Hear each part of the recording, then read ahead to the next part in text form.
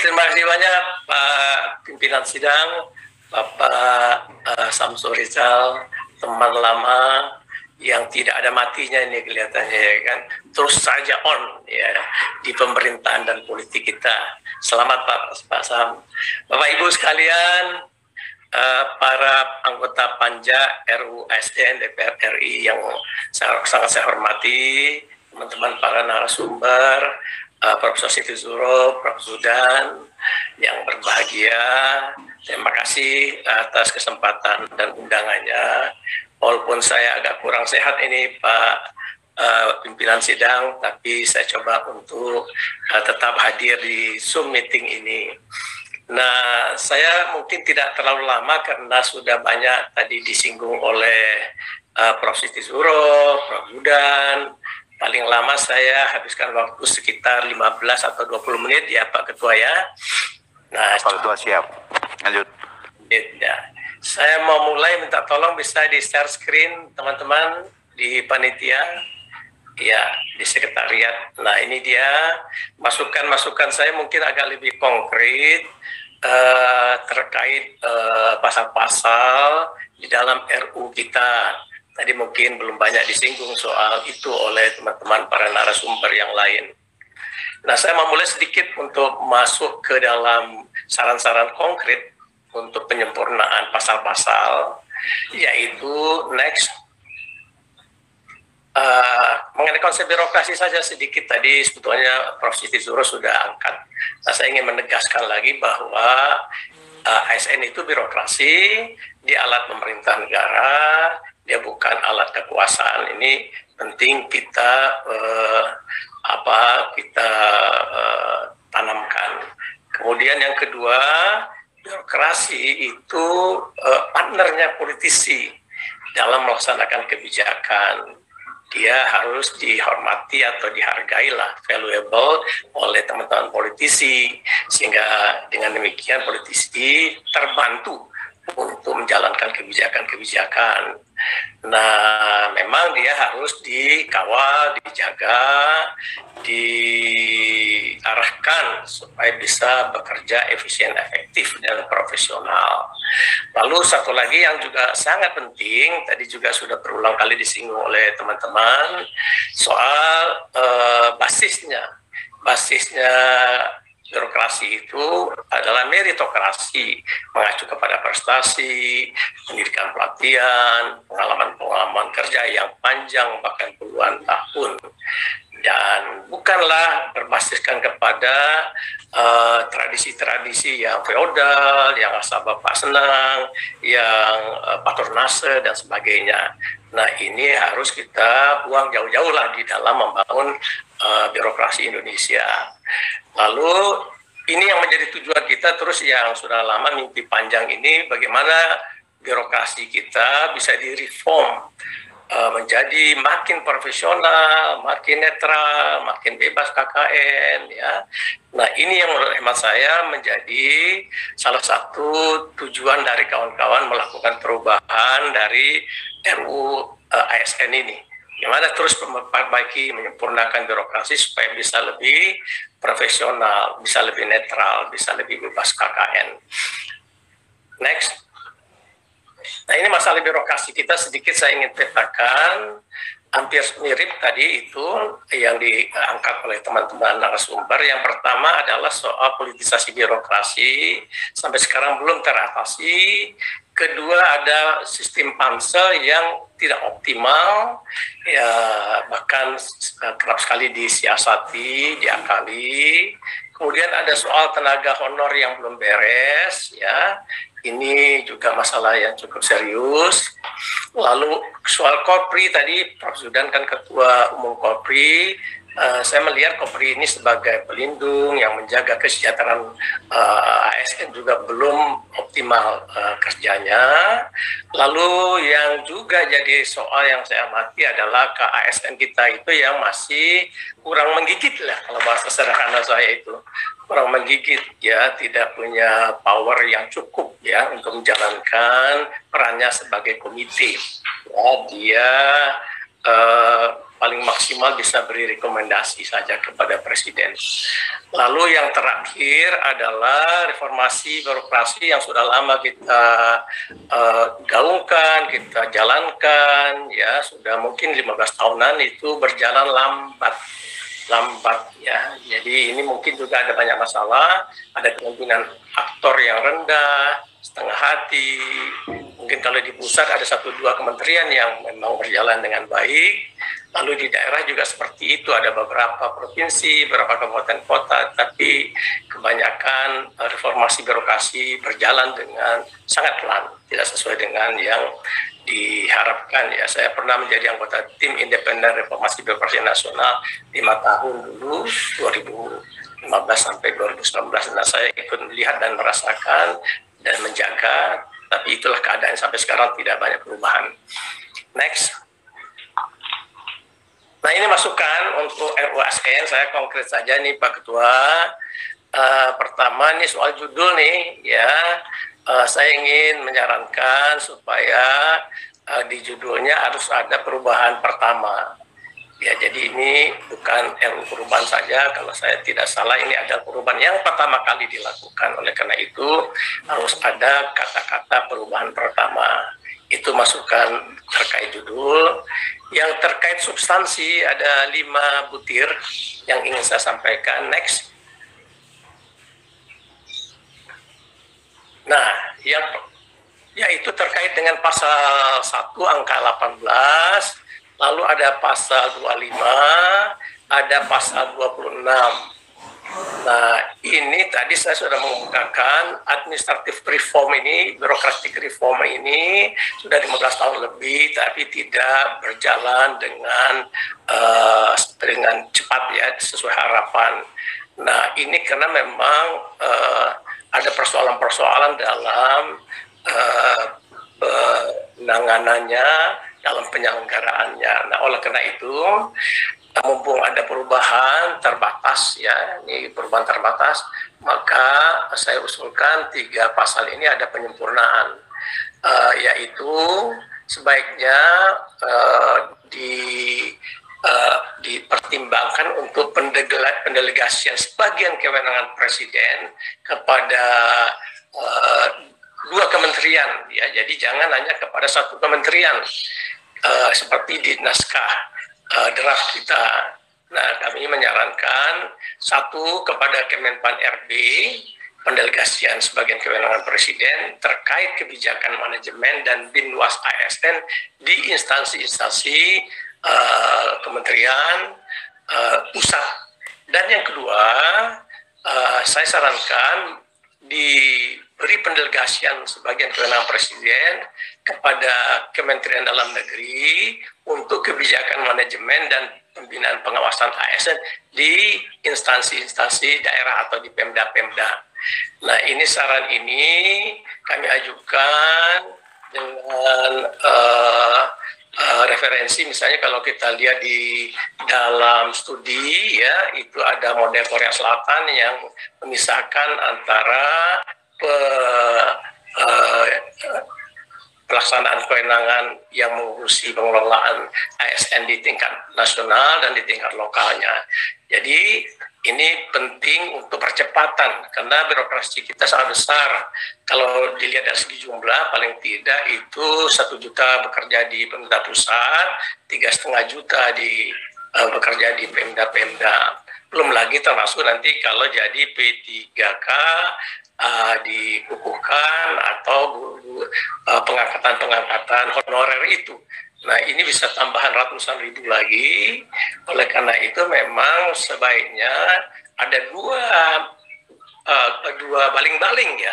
Jadi yang untuk baling-baling yang ngurusin ASN di nasional itu diserahkan kepada Kemenpan RB, kewenangannya oleh Presiden, dan yang menangani mengurus ASN di daerah diserahkan kepada Kemdagri. Dan dalam praktik MP sekarang juga Kemdagri sebetulnya sudah melakukan kerjaan-kerjaan ngurusin birokrasi atau pegawai Pemda itu dalam soal mutasi, dalam soal kepindahan dan sebagainya, itu melibatkan Kemdagri saat ini.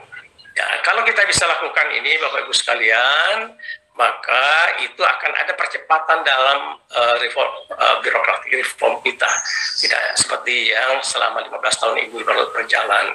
Dan sistem ini juga akan membuat reformasi birokrasi di pusat dan di daerah itu bisa menjadi terbelah dan ditangani dengan lebih cocok dan lebih sesuai dengan keadaan-keadaan karakter birokrasi masing-masing yang bekerja di tingkat nasional dengan yang berada dan bekerja di tingkat lokal atau pemda-pemda.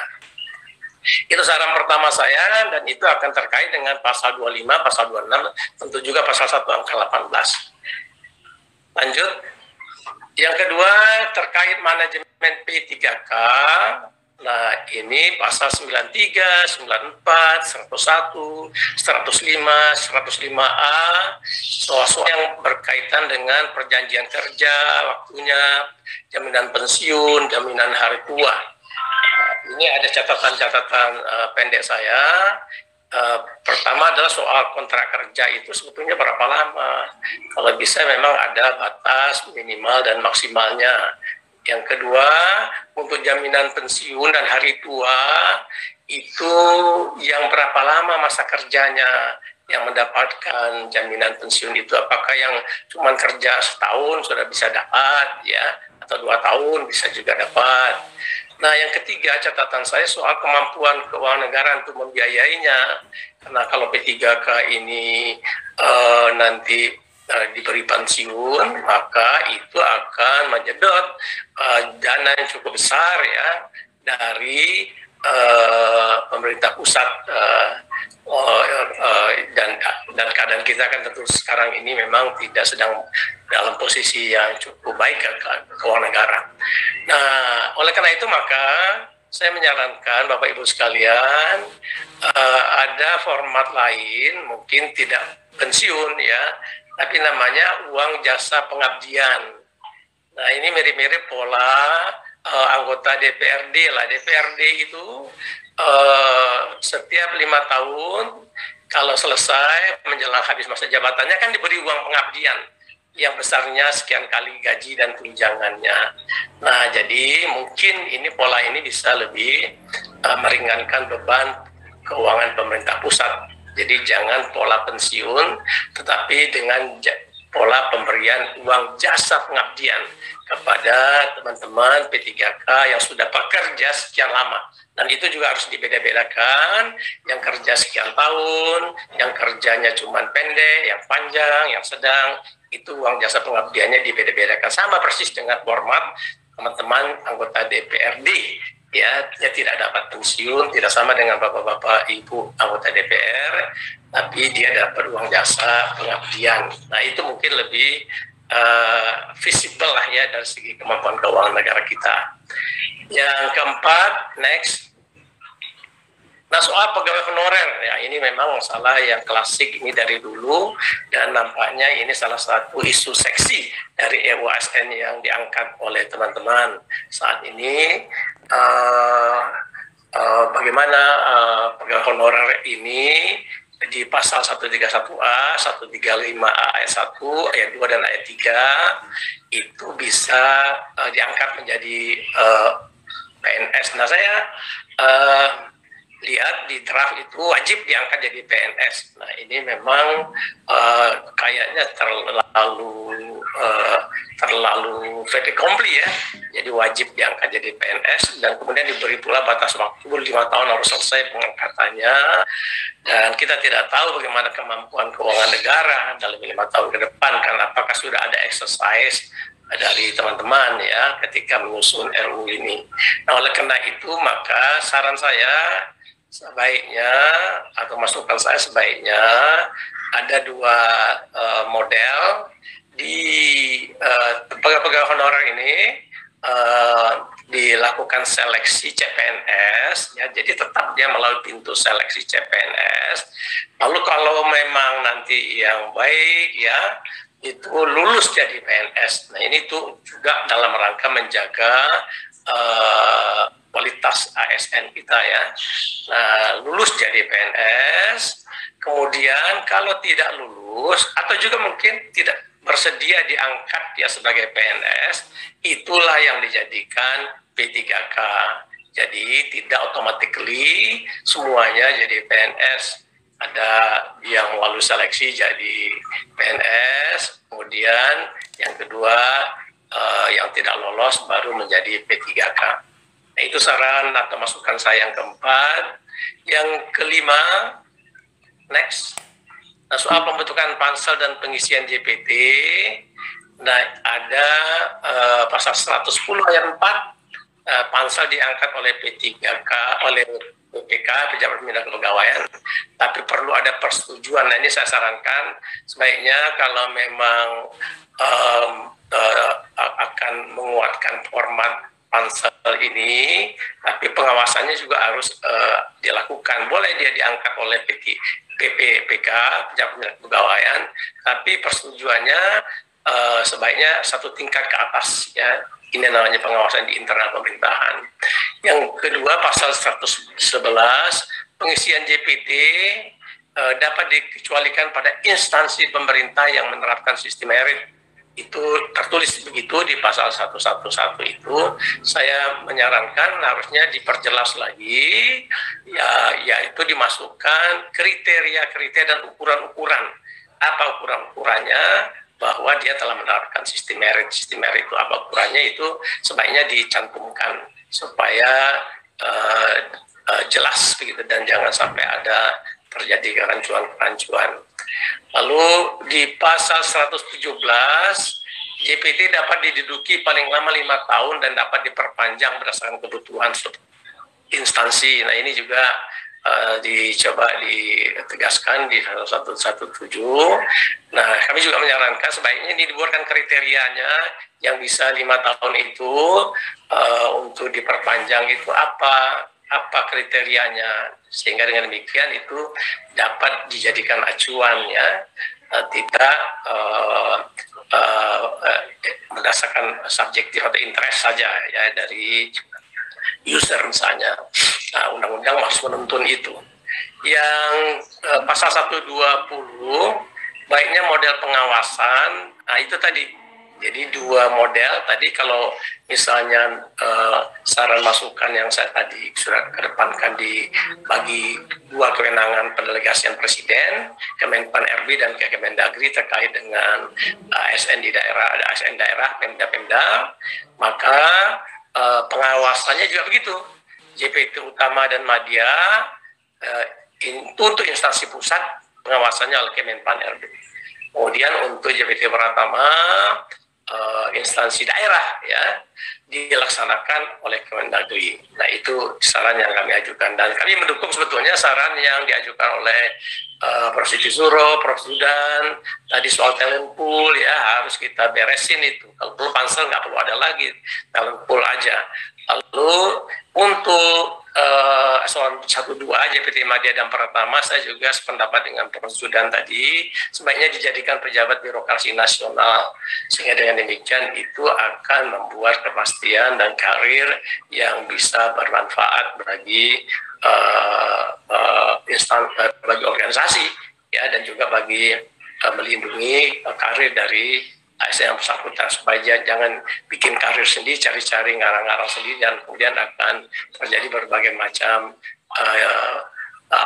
hal-hal yang jauh di luar meritokrasi, spoil system misalnya, yang malah hidup dan berkembang.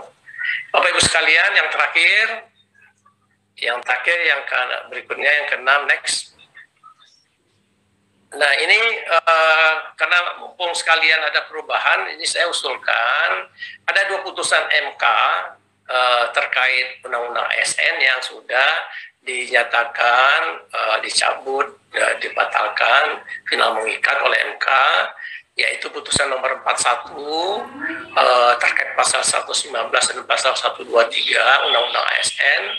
Kemudian ada putusan MK nomor 87 terkait pasal 87 ayat 4 Undang-Undang ASN. Ya, ini tahun 2018, satu lagi tahun 2014.